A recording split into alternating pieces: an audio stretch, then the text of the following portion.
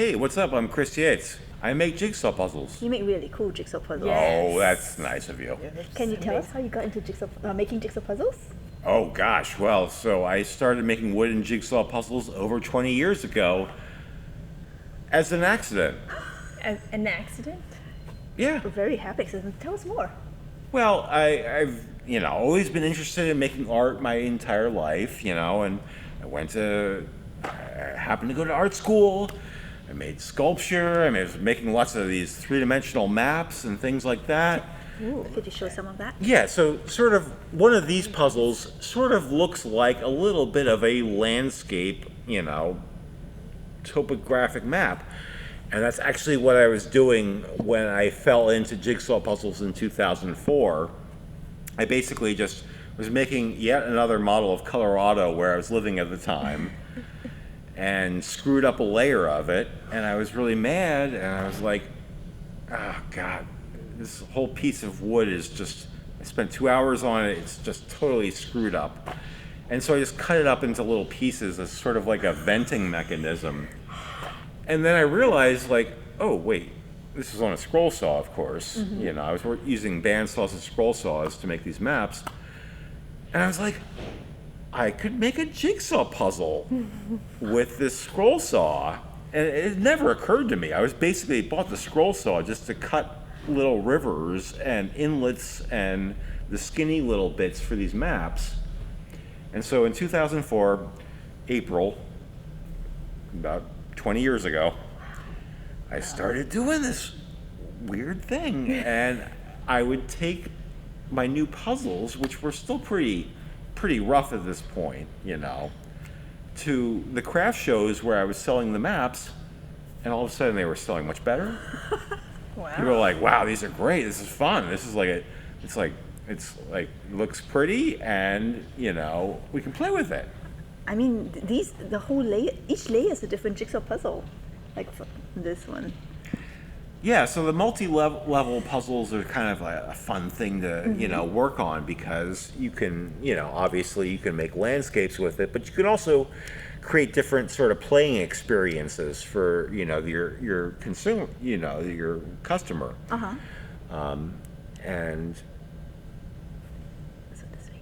oh gosh, yeah. Sometimes I don't even know how to put my own puzzles together. Well, they're pretty challenging for being so small, piece counts. Yeah. How did you get into this kind of style? How did you end up trying out that you wanted to do different colors in the same? Because I was using the exact same methods I was using to make the three-dimensional maps. Okay. So I was using the same spray paint technique, like the spatter technique. Mm-hmm. Basically, you'll see a lot of my puzzles. So this is a different one. This is what you call a pattern technique. Mm. But a lot of these things, it looks like it's all pink, but there's actually 3 different colors of magenta and pink. 3? And just that's why the in color is all so of these pieces. That's why it's so rich. Right. So that's something I borrowed from making gradations between different layers of color in a three-dimensional landscape maps. I see.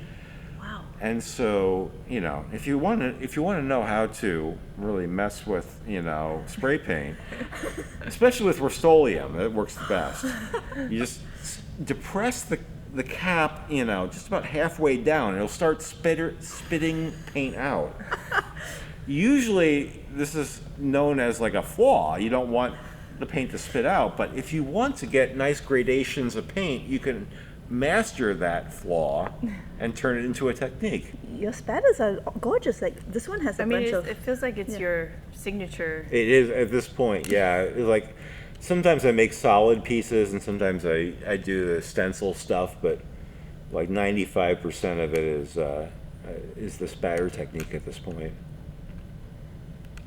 And so you have to have a pretty, if we were back in Montana, I could show you my garage, and my What does your garage look like with all your paint? yeah, it looks like a Jackson Pollock painting on the ground. You've shared pictures of some part of your spray paint collection before. Oh yeah. The closet has every color. It's like I don't have a favorite color. I like them all. Colors are wonderful. I You love like rainbow. My kid used to say that all the time when I asked him what color he liked, and he's like, I can't decide, so I like rainbow. Yeah, I love all the colors, but also like I had a teacher at RISD where I went to art school who would talk about rainbow rama. Like you don't want to use all the colors Why not?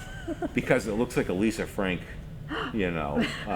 painting or something. There's a market for that. And it's like nothing wrong with rainbows, but like just omit orange or just omit green.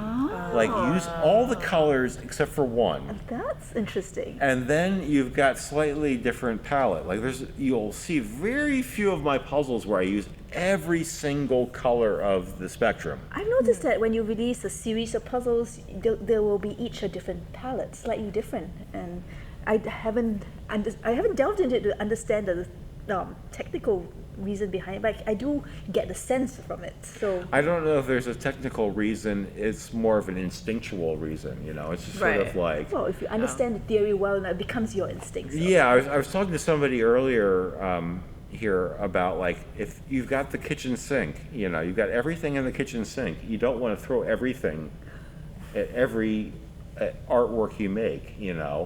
Just have a another weird metaphor. Like I used to play bass.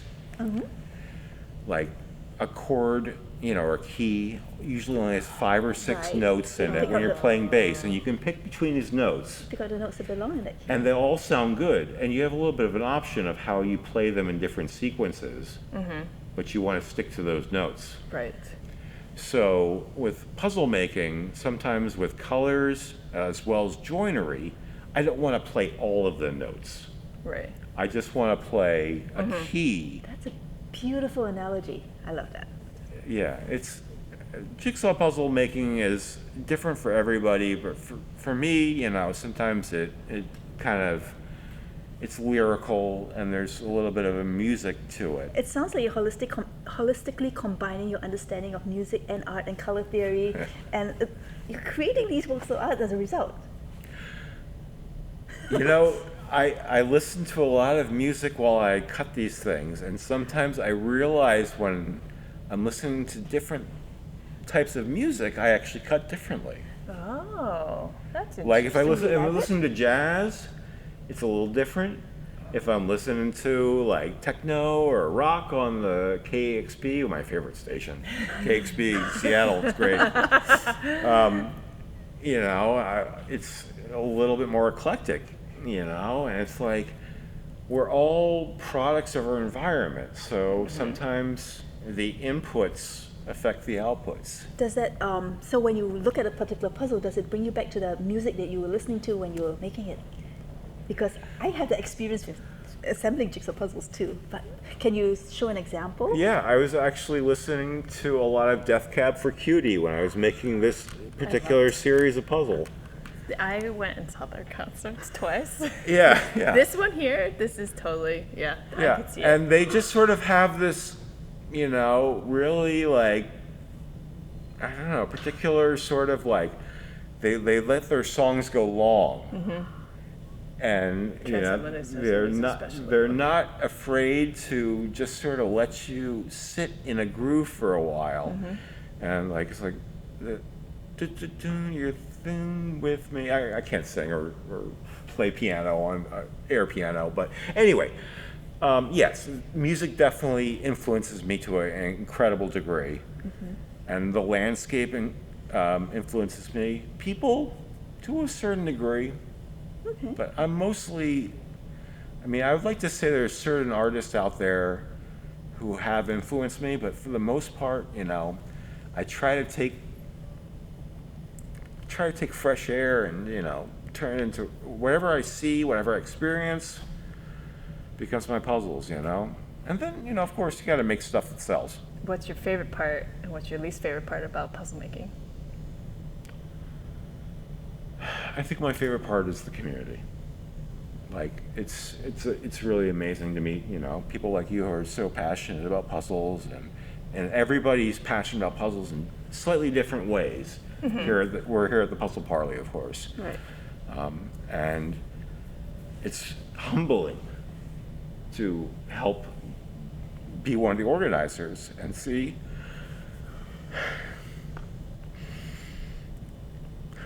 sorry. That's okay. A lot of people are like, this is their first time they've ever come to a Puzzle Parley, and they're so excited. I just want to experience this with everybody. I'm like, that's great. We can provide this community. I know it's a lot of work, but it's paid off with all these people coming here together to be able to share their love of puzzles together. Yeah, and the hardest part is, like, I've been doing this for over 20 years. And I keep saying I'm like semi-retired because it's kind of tough to keep doing this. It's, people think, oh, it's just like, looks like a sewing machine. It's pretty easy, but you do this for a long time. It's a lot of repetitive, strain. What I would say one of the more difficult parts of puzzle making is the repetitive strain injuries. Like, your fingers, your wrists, your neck, and your back. And if you do this 8 hours a day, you are going to have issues.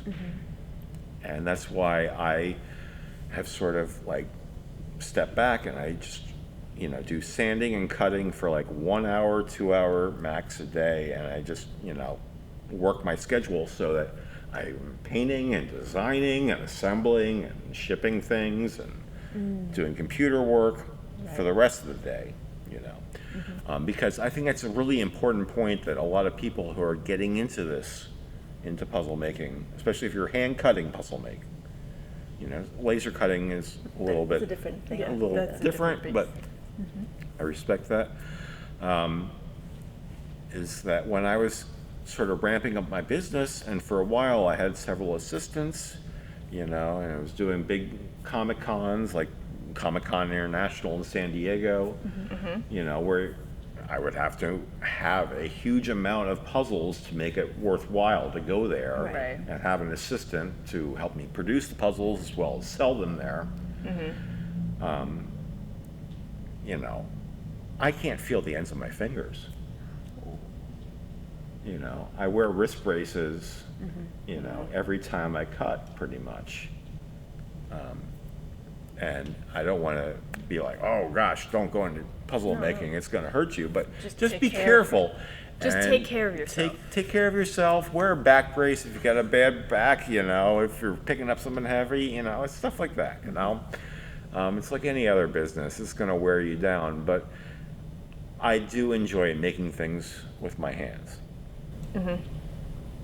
That's clear from the output. And it's kind of like what I do. I love being able to touch the camera and physically create art with my hands, like, you know what I mean? Yeah, and there's a physical connection there, with the camera, it's like you were, right there, and you were making that stuff, and it's going to be transmitted to other people who are going to be able to pick that up, whatever device or TV or wherever they're watching the show you made, you helped make, and you made it all yourself. No, there's usually like 200 people. Yeah, yeah.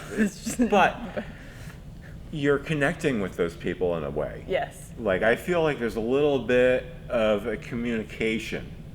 Yes. It's a little bit of transmission of energy, it's like, That definitely is. when I make this thing, it's like, bam, it's signed. Oh, this one's not signed. Wait, you can find one that's signed. As a puzzle, Yeah. when I put together a puzzle, Yeah, most of them are signed. This one I'll sign right now, just in case somebody buys it, because they will. And that's my transmission of energy to them, and they know, this was a handmade thing, and now their hands are touching it. And now we're sort of speaking the same language, I made it because I liked it, and they bought it because they liked it. And so now we're friends, right? That's kind of the fun thing about jigsaw puzzles is that I've made you know, a lot of friends in all kinds of places just because I make jigsaw puzzles, you know? But I do feel that when I assemble a puzzle, that I'm trying to recreate that journey that the puzzle maker has tried to lay out for me. Oh, so you try to think about where they started cutting? In fact, that's what I did the first time I did one of your puzzles. That stood out to me because I started at the edges and I realized you put them there to guide me. And I felt like you were guiding me on a journey of exploration through your pieces. Yeah, for sure. Yeah, the edge, joinery is totally there to give you like a little bit of a helping hand. Exactly, Like, and I felt that. yeah, Came through. there's a balance between trying to make it too hard or too easy, and I try to, even the most challenging puzzles, I'll try to give a couple clues here and there, because everybody's got their own, point of what they find difficult. Yes. But a puzzle is a problem that we give ourselves. Like, so, but you are the one creating Right, it's the a problem that it's not ahead of you, it's something you dive into Right, but willingly. We don't need But to you cut also- up things into little pieces and put them back together. Why do we do it? The journey. You created this story that you wanted to tell through your pieces, and I get to recreate it. I get to listen to that story by putting together the pieces. I feel also like there's a finite solve. Like there's an end. You know that you can solve the problem. It's not a problem that you're not sure you can solve or not. So is it the satisfaction at completing the puzzle, or is it the enjoyment of going through the journey? I think I think it's both. It's both, and we seem to have a focus on a different part of it. Well, I like creating order out of chaos. And I want to find out what the puzzle maker wanted to say to me. So now you have competing goals when you make a puzzle. So So the puzzle you make for Tammy will be different for the puzzle that so you make me. is the puzzle a poem? Is it music, or is it just a puzzle? I mean, is it a whole different art form? It's an art form in and of itself, because as I said, your mind went somewhere as you made these pieces, and I Yeah. had to recreate those same steps to put the pieces together. Yeah, for sure. Yeah, and so when I trust the maker that he has designed this to be solvable and an enjoyable process, I go down that road blindly and accept it. There's an element of trust when I do a jigsaw puzzle. I love that, the element of trust. That's like a good name for a puzzle, a feature puzzle. That would It's be like awesome. a band. The element of Puzzle trust. band, the element of trust. Yeah. I'm almost We're- afraid what we're- kind of puzzle you. Hello, everybody. We're Puzzle Core. Element of trust. No, I totally agree with you, Tammy. And Yvonne, I think that's great that you've really, it's not just a hobby for you. It's almost a lifestyle. Yeah. I mean, I don't know. I mean, for me, it's definitely a lifestyle. It's what I do. I'm a puzzle maker, I mean, I agree with Yvonne's philosophy with grid cut puzzles, mechanically made puzzles, because that's a pretty picture and they've cut it into little pieces. But handmade puzzles, I think there's a whole different story behind it, because someone was thinking about every piece as they made it. As a cutter, I understand that now. I definitely do think there's another level of creativity and art for handmade puzzles. Because you hear me gush about like the design of a cut. That is true. The design of a cut, like if you can make me feel things that no cardboard puzzle could ever make me feel. It's just like, I mean, I'm in the business and I still get a little bit emotionally excited, seeing some quality cuts, from my peers. Yeah, I'm like, heck yeah, that's good. Look at that. I would like to pick that piece up. And I don't even play other people's puzzles. It's my business. I don't assemble puzzles in my free time. You can understand that when you are too close to it feels like work. Well, I don't. Yeah. I don't always watch Yeah, the TV I shows. play. they I play make. with a lot of Legos though. You Oh, know. that's a whole Oh, different thing. yeah. Slightly different. Let's like go there about Lego collections. My family thinks it's like, oh, you play with Legos. What? It's the same thing as playing with puzzles. And I'm like, no. No. Legos are very satisfying, especially when they give me instructions on how to do it. I sort Legos when I You say, sort everything. Oh gosh, you want to come over to my house and Yes, sort yes. all my free Legos? oh, I would love to. Yeah, can you sort mine actually first? Yes. Okay, yes. I'm closer. It's a date, Oh, and I you can guys sort can them. you guys can play plenty of puzzles if you get up there. All right, you just sold us. And, you know, we can even work in my workshop, and we can do a work. I mean, if you want, It's a free workshop lesson. Oh. if you want. Just saying, you guys are pretty Were much. you again in Montana? Did you I'm in realize Montana. I came here for this? I paid money for this, and now you're offering me this experience. Yeah. Well, I mean, if I have tried to sort all my loose Lego for ages, and I love sorting. I would Good. when my family attacks a big Lego set, I will sit and sort the pieces and give them the pieces they need based on the instructions. But everything will be sorted. That's great. Do you do loose Lego though? That's what we're talking about. well, so yeah, I do sets, and then I use loose Lego too to make random things. I will organize So I them. got all kinds of junk. 1x6, 1x8s, and Oh my the gosh. flat God. ones, and the smooth ones, Can and you the come to special my pieces, house? and the minifigures. I'm no minifigs No, mate, okay, that's all right. Then Yeah. less drawers. and no wheels. Nah, that's all right. Who's getting sticky after a time? Yeah, mostly make landscapes on my own. As you might imagine, I make things like Oh. you know this kind They of must stuff. be Minecraft, amazing. but They're, Lego form. not that exciting. It's just like a hobby, and it's like you don't have to monetize every hobby you have. No, that's true. No. And so for a little while, I was selling some of my fancier, Lego things. Like I was making models of the Grand Canyon and Devil's Tower and other, national parks and things like that. Yvonne's But big fan of that. I'm a big fan of national. I kind of just like Legos. It's like my thing that I do that it's enjoyable. I don't have to sell it. No. And so I make all these things now, and if I make something kind of interesting, and if I've got a good customer, I'll give it as a freebie. Oh, It's part of. they made a Lego of Yosemite National Park. I would That Oh, would- I could make that so easily. That's spend his so much money. Yeah, I made a half dome, but I didn't make the whole Yosemite. We got married at Yosemite. Oh, well, Yeah, and we go like at least once or twice. I can make you a model of half dome in like 3 hours. Easy, easy, easy. Lego, let me know. National parks.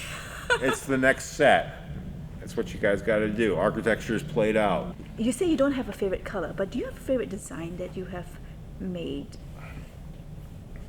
Okay. So, favorite design for me or favorite for customers? For you, personally, which one's a baby?